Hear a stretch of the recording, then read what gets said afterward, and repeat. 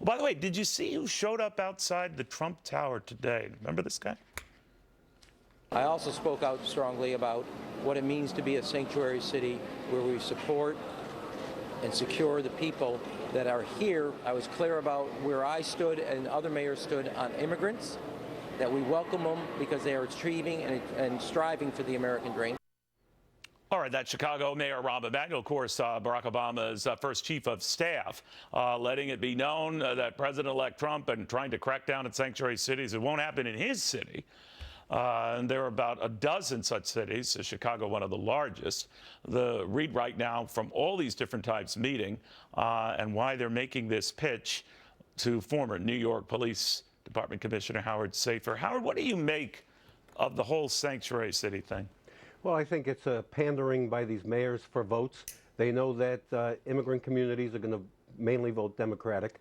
But what they're ignoring, and what Mayor Emanuel is certainly ignoring, are the 700 murders that are taking place in Chicago this year, many committed by illegal aliens. The fact is there are 2 million criminal illegal aliens in the United States, and that's not my statistics. That's the fact that fingerprint cards are sent to the Immigration and Customs Enforcement Agency showing that these people have been arrested.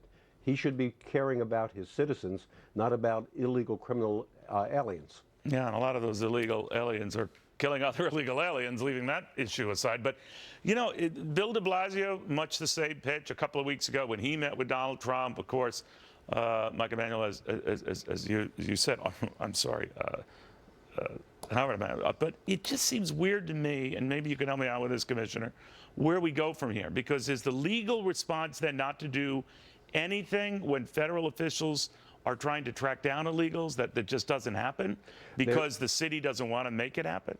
There's a Supreme Court case called Arizona versus the United States, which says that state and local police should help the Immigration and Customs Enforcement Agency. That's the law, right? That's the federal law. It is a law, and in fact, you know, between 2005 and 2009, there were like 28% of murders committed in 5 states were committed by illegal aliens. You know, I worked with Donald Trump when I was commissioner, and he was a real friend of law enforcement, but he should not give an inch on this. The fact is that what he should do is stop all grants to police departments in cities that are not helping immigration. There are about 4,000 immigration officers in the United States for the whole country. There are 800,000 state and local police officers.